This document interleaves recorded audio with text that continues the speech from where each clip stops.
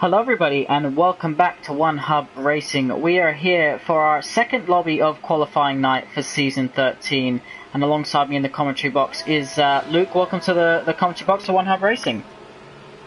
Well, thank you for having me, Nick. Hopefully it'll be a good night to see what all the different drivers can do, how they cope under one lap pressure for 30 minutes.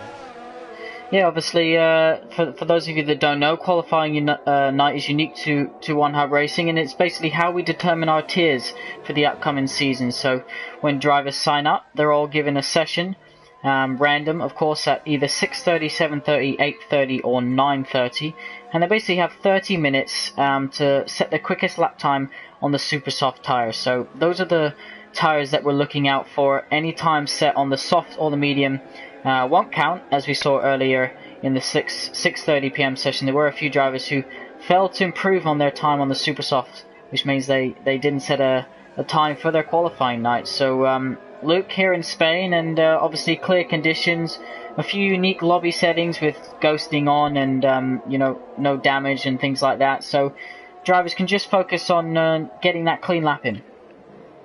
Yeah, I think it's definitely a good idea to have ghosting on. We don't want any stewards inquiries before the season's even started, but it should serve as good practice as well for the whole season. Having to push for pretty much 30 minutes straight with 2 pit stops being mandatory this season, there's going to be a lot less tyre saving involved. So I think outright pace is going to be a much bigger factor than it will have been last season, which had more traditional roles. Yeah, definitely. I think, as I said earlier, that Formula One, that's what it's about, going as quick as you can over a lap time, and looking up and seeing what time you've achieved from the checkered flag, the start of the lap to the end of the lap. And obviously this track, Spain, not the easiest. It can punish you for corner cutting, and there's gravel and grass, which Luke isn't often in these new tracks. So a bit of an old school track here in terms of the grass and gravel go. Yeah, definitely punishes mistakes a lot more than the modern tracks. The drivers are going to have to pay full attention all the way round. Slightly easier when we come up to the chicane as well. They don't have the same issues that they used to have with that being a flat out corner, so that they can get away with it a bit more there. But I think quite a few drivers will be pretty happy that damage is off. Yeah, definitely. In the 6:30 session, it surprised me. Turn 9 catching out quite a few drivers on the exit there. Obviously, it's a high-speed corner. You take a little bit too much curb on the outside. You dip a wheel onto the gravel, and before you know it, you're facing the wrong way. But as you said, luckily in this session, they can't get damage. Yeah, turn 3 is another one where I think they'll just try and run it out as wide as possible. But if you end up on the marbles, which may become more of a problem later on in the session, it's very easy to just head straight off towards the gravel and the barriers, ending your lap pretty much before it's even begun.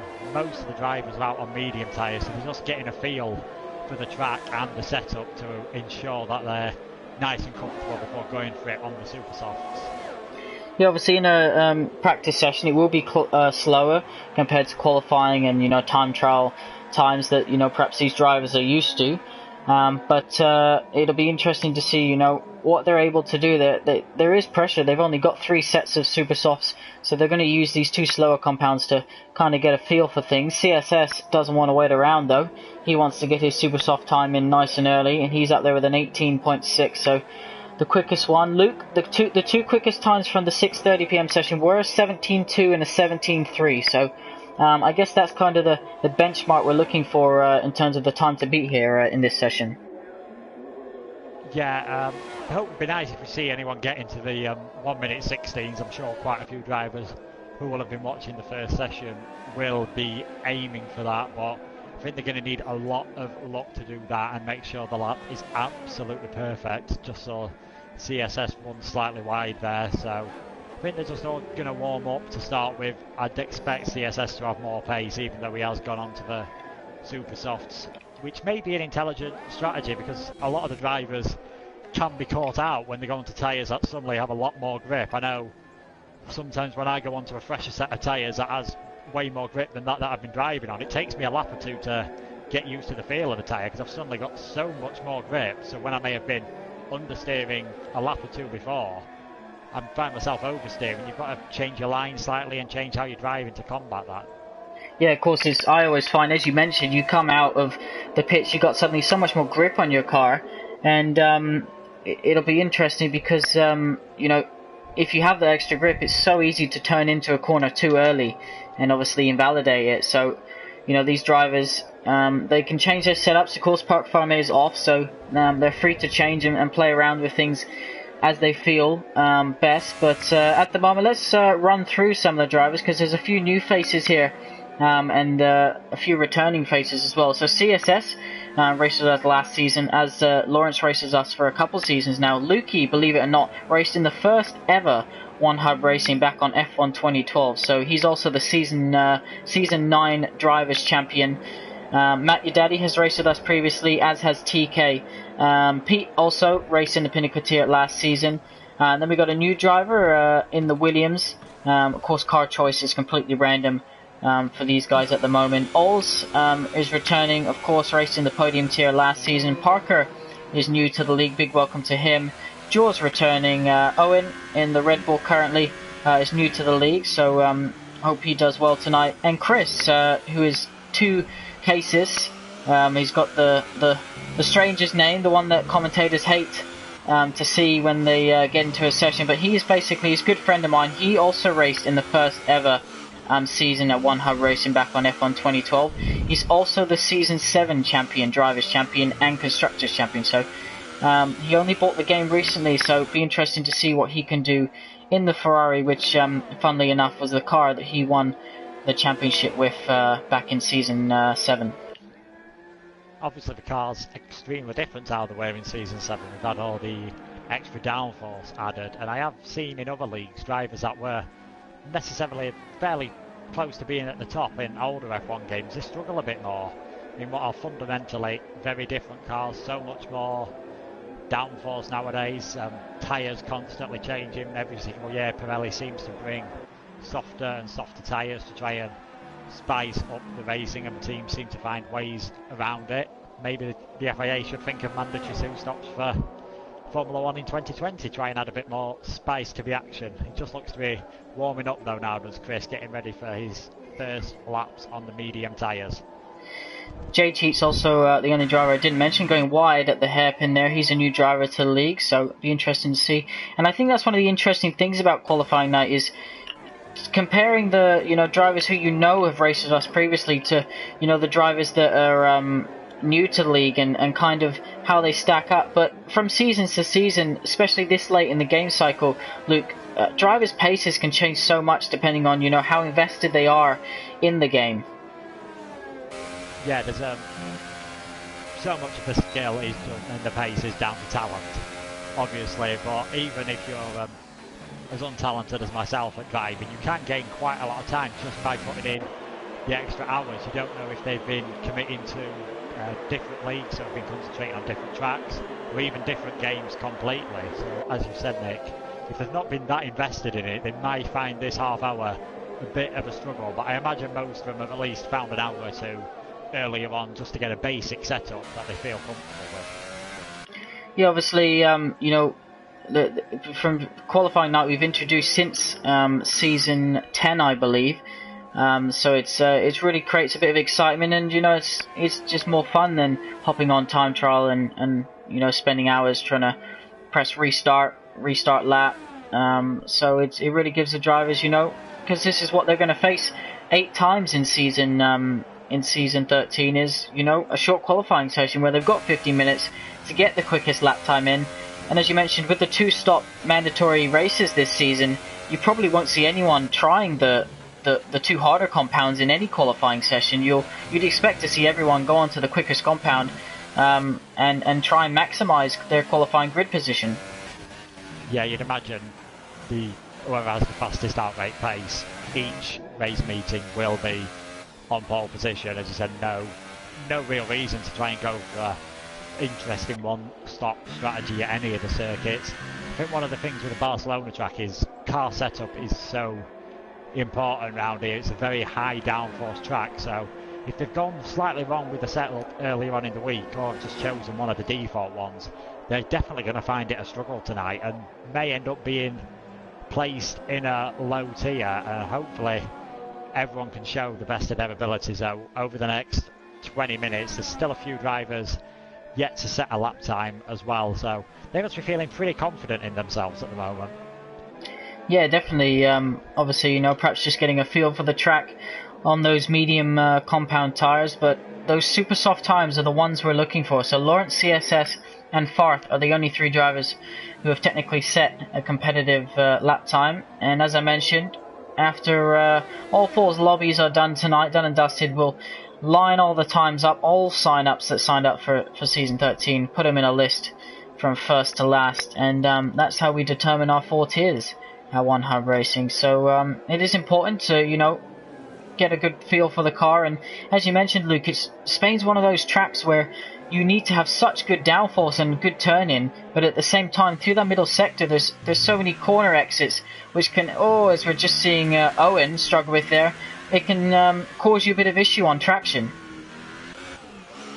Yeah, especially as the tyres get more and more worn out, you can easily overheat them, especially in the final sector of the lap. Quite a lot of getting on the power, changes of direction pretty rapid, so if you've cooked the tyres too early on in the lap, you may struggle around that final bit.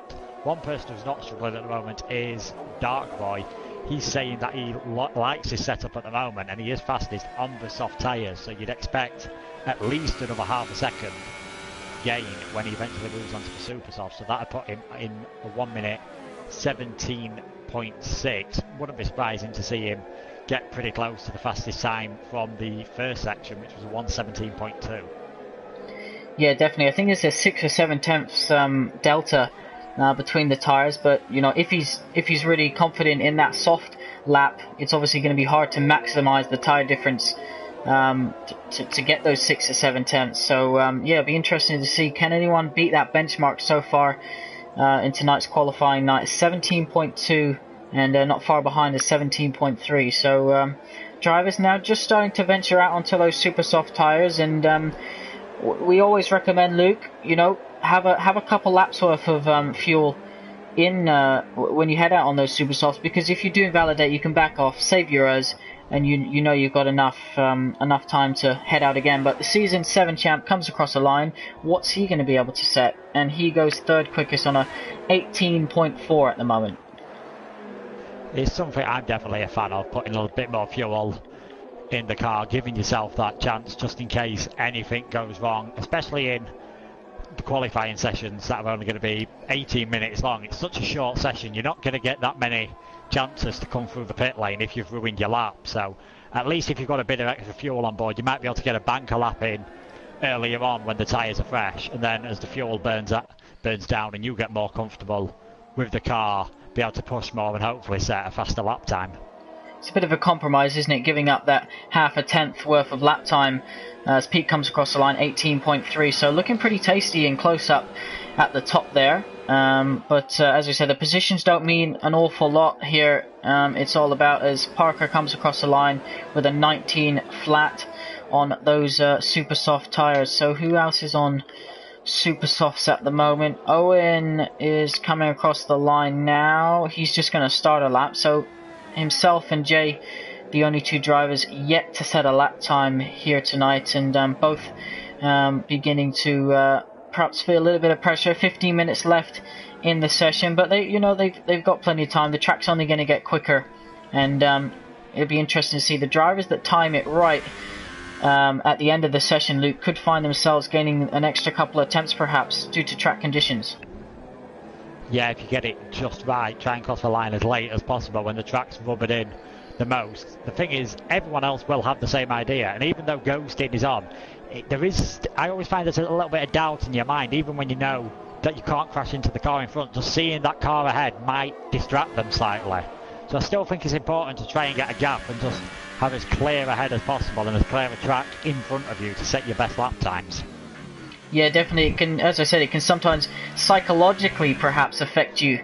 Rather than concentrating on your apex, your braking, your gear changes, you could be concentrating on the car in front. But it's almost like you've got to, pretend they're not there and just drive your normal lap, which is easier said than done. Yeah, they'll be so used to driving with other cars on track, of course. Most of the drivers will have vast amounts of experience, whether that be from one hub, other racing leagues, or just in career mode. They should be used to dealing with traffic.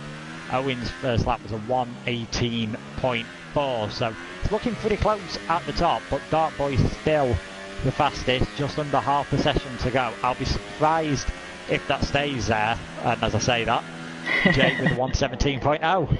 Perfect timing. Here comes Ian across the line. He does a 20.3, but that was invalidated. So yeah, obviously a few corners here, Luke, which are tricky.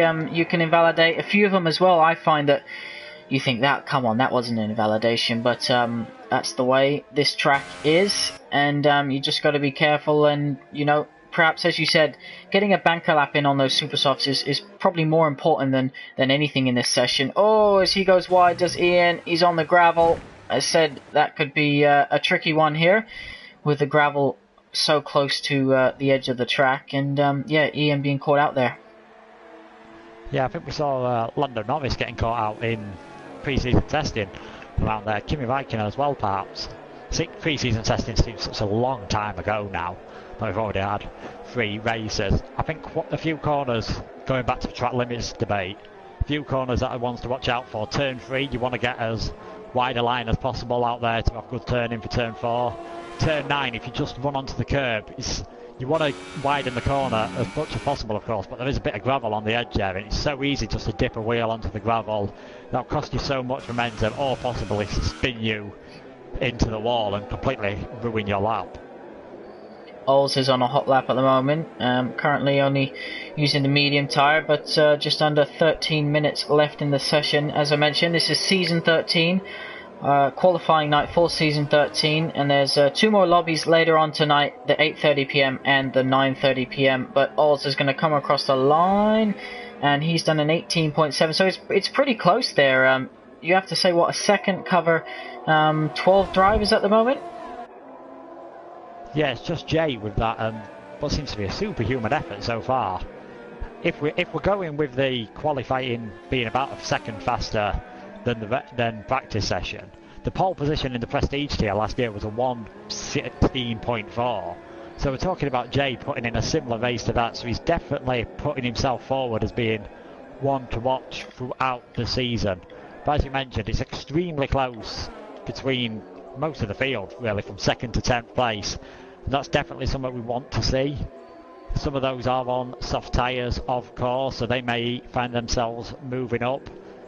I think it's going to be interesting now in these final 12 minutes. Everyone, if you haven't got a good lap in already, now's the time when you're starting to get nervous. Yeah, if you don't have a banker in, you are going to start to feel the pressure a little bit. You've got CSS here currently with a 17.9 also. Is he going to come into the pits? No, he's just getting ready to start a flying lap here. Dark Bolt, when's he going to ease out now on those super soft tires? So we'd expect him to improve, and you would think, potentially, challenge towards the quickest times that we've seen so far here tonight. But yeah, maybe a few drivers starting to get some sweaty palms here. Yeah, it needs to be as cool as possible. CSS looking pretty good right now. He's a 10th down in the first sector, definitely pushing as hard as he can though to try and close up the gap to Jay. Seems to be taking it nice and smooth at the moment though. So I think he's just definitely trying to get a few good laps in, doesn't want to ruin any momentum by spinning. Still have quite a few drivers though who've got to get a lap on those super soft tyres. 6 at the moment out of the 15 here haven't done that, so they don't want to leave it too late. Especially if they invalidate the lap as we mentioned earlier. You've got Darkbolt and Pete, who are 2 of those drivers currently with their quickest time on the soft. On the track at the moment. Darkbolt going through the force in the middle sector there, and his lap has looked pretty tidy so far. So as he heads down towards the hairpin, which you're going into this hairpin trying to brake as late as possible, hit the apex, and then you're just looking at this next corner thinking, I need to take as much curb without losing the car.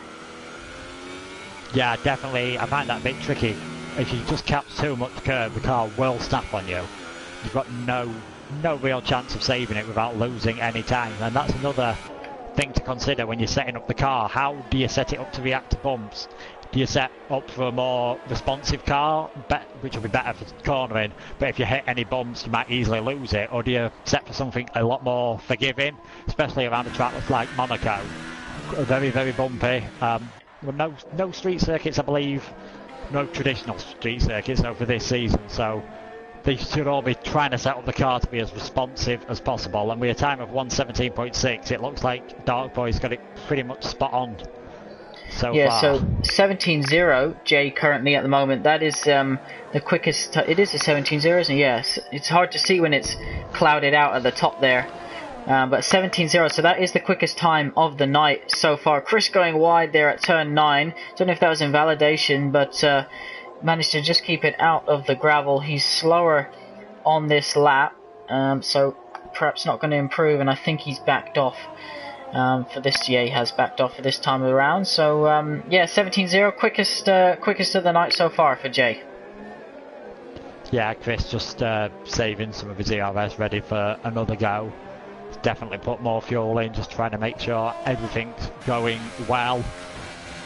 See how some of the other drivers, everyone seems to be taking it pretty steady. I haven't seen anyone make any massive mistakes at the moment.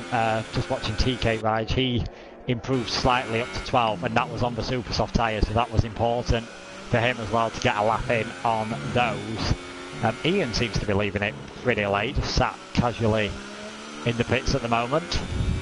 Yeah, Ian, Lukey and Pete did come in just now. Lukey is just about to start, so we'll ride on board with him as he exits the final corner. He's just going to start his flying out now, so wax it up into overtake mode. DRS is open as he crosses the line and he heads down, and this is another thing with setup, Luke. This is a long back straight, so you need to make sure you've got some decent straight line speed here, otherwise you will lose a bit of time through there and also on the back straight. Yeah, we mentioned that everyone thinks of Spain as being a downforce track, but there are quite a few high speed areas. That massive pit straight, I believe it's the longest one to turn 1 out of any of the tracks on the 2018 and therefore 2019 F1 calendar, and then you've got the very fast sections through turn 8 and 9, but I think that's the same with most of the tracks. It is a compromise. You will be faster through some parts of the circuit. I mean, for example, the perfect example of that is the first track we'll go to in season 13, Brazil. Very high speed first and last sector and an extremely technical middle sector. There's no way you're going to set up the car to be fast in all bits of the track. It's where you think you'll be able to gain the most time with your own driving style. Yeah, and of course in this session, you know, you want to think about the quickest lap time rather than, you know, you've got a race to come and you might have to defend and overtake. So perhaps maybe a little bit more downforce and some compromised straight line speed might be what some of these drivers have been working on. Yeah, bit of a throwback to the old pre-2003 era of F1 with one qualifying session and being able to change the setup as much as they like between qualifying and the race, of course. Lukey with a 118.5 there, he goes into 9th position, so it's just Pete and Ian still yet to set their fastest times on those super softs, although Pete is on those now. Yeah, so is Ian. He's coming through turn 3 now, looks to be pushing as well, so see what he can do. A 22.7. 1.8 was his first sector time. Beautiful helicopter shot as we head through this middle section of the track. Locking the brakes, you can see the puff of smoke there. Hasn't affected his apex too much. He still hits it, and as he comes up, this is such a tricky 2 corners, Luke. You seem to almost want to take curb but not want to take curb. The car can just feel a bit random through there each time that you take it. It snaps so easily. Yeah, again, it's we mentioned similar to the bit he's going through just now. It's very easy to unsettle the car and the curbs, and as Ian nearly loses it there, such a quick change of direction as well. The inertia of the car just wants to keep you pulling to the left as you're trying to steer right, and it's not uncommon to see most of the drivers sliding through there, although they won't be too worried about tyre life during this session. Ian does set a lap time, he moves into 11th on a 1:18.7. It's still incredibly close. It's 2.2 seconds between the entire field, and Jay's 6/10 faster than anyone. So if you ignore him, it's going to be, looks like an extremely competitive session, and hopefully that will lead to an extremely competitive season. Yeah, definitely. That's what we, of course, want to see. Yeah, third down to 12th at the moment. 13th is all covered by less than a second. But Pete, come back into the pits again. He still hasn't improved. He's definitely going to be sweating at the moment under his helmet. Especially if he's taken the best out of each set of super soft tyres. He's going to have to come up with a monster lap. Yeah, he's going to need to nail it. You would have to say he needs to put a few laps of fuel in and just go, you know, maybe for one lap, slow down lap, and then a final run to the checkered flag when the track's going to be at its quickest. But the top 5 at the moment, all in the pits. Owen is out on track, as is Chris. Ian is also out. We know he's just completed a lap. Parker's out and Jura's out. So quite a few drivers perhaps just waiting, Luke, for the time just to come down a little bit before they head out. But it's going to be a busy final few minutes of this session. Yeah, I imagine quite a few drivers are fairly happy with the times they've set so far. They'll just be seeing as to whether, if they see a lot of drivers around them improve, they may go out with about 1:30 to go. I imagine you can get away with going out that late and still be able to get an outlap in without having to push the car too hard and wasting too much tyres, fuel and energy. But you don't want to leave it too late. If everyone all of a sudden starts improving by about a second, that could have a big factor on what tier you're going to be in this year. And we can see already Dark Boy and CSS just headed out of the pit lane. Jay, I'd imagine he's going to stay in the pits. He'll be fairly happy with the time he's set. He knows it's the fastest out of the first 2 Jay's just come out, so he perhaps reckons he can go quicker, or he's got a set of tyres and he thinks I might as well. Owen jumps up to second, then retires from the session, so he obviously feels that's the best he can do. So 17.5 for Owen, and we'll have to see where that will put him come tier announcement next Friday, of course. We have the 4 sessions and qualifying night tonight, one of which was already done at 6:30. Then you've got the 7:31, which is right now, the 8:31 with Jamie and Alex in the commentary box, and then the 9:31 with Kieran and Jack, where there's some super quick sign-ups in that lobby, I know. So it'll be interesting to see whether the quickest time so far is 17.0, the quickest time for season 13 qualifying night. But can anyone in this session top Jay? If they do, you'd imagine it'll be the first time into the 1:16s. Pretty much everyone who's out now, you'd imagine they've committed. This is their final runs. Yeah, Parker, the only one, isn't he, yet to leave, so cutting it fine. Yeah, Joe in the pits as well, and Owen, of course, he set his final lap pretty early. He knew he wouldn't have enough time to get back round to the pits and stick a fresh set of rubber on. It's going to be interesting to see how anyone can improve, but Pete especially, he needs to go for this now. He's just about to start what will be his final flying lap, because I don't believe he's going to have enough time to get around 2. He's not. So this is it. It's now or never for Pete if he wants to have a valid time in this session. Yeah, of course. Anyone as Darkbot retires, so he reckons that's the quickest he can go. Let's ride on board with Pete. You would have to say perhaps he needs to leave a little bit of time on the table here, because he's got to get this lap valid and cross the line on these super soft tyres, otherwise he hasn't set a valid lap time. Just a reminder to everyone watching, it's only the super soft times we're after here for the season 13 qualifying night, and that's how we make up our tiers for the upcoming 8 race season on F1 2018. Yeah, he's looking pretty tidy so far, but quite a few lock-ups into the braking zone. You've got to wonder how old are these tyres. If he's already set a few laps on them, he's going to find it very difficult to improve. The Pirelli Supersofts do not take kindly to being repeatedly hammered time and time again. Seen a few yellow so flags Parker's retired. I don't think he had enough time. I think he realised he perhaps came out slightly too late. But you're right, almost every corner Pete is locking up here and not getting his apexes, so I don't think this is going to be perhaps the best time he could have set, but at least it's going to be a valid lap time, and it should be every driver now will have...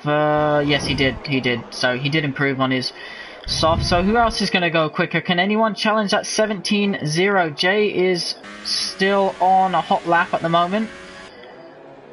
He's only 500ths down in his first sector as well, so it's very feasible he could be the first man into the 1 minute 16. CSS just gone off slightly, so that'll be qualifying over for him. Not seeing that many drastic improvements. Oh, now. Jay's off on the gravel, turn 9 into the wall. So obviously, I guess that's a luxury that he had. He was able to, you know, push a little bit extra. Matt, your daddy improved his lap time on the final closing stages. TK's down by 1.5 seconds, so he won't be improving. What about Ols as he comes through to the final chicane? One of my least favourite tracks on the calendar, it has to be said. Yeah, currently Pete on an saying that his tyres 18.7. were dead. So it clearly wasn't Pete's first run on those super softs. Ols improved slightly.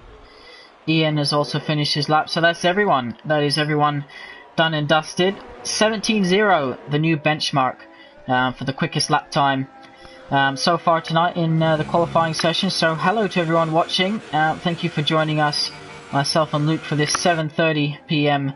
Quali night session, and thank you to all the drivers who took part. Well done for all completing your lap times on those super soft tyres. And as I mentioned, you've got another lobby at 8:30, another lobby at 9:30, which of course will be streamed live with commentary. If we have a look down the order, some incredibly close lap times there, Luke, to finish off this session.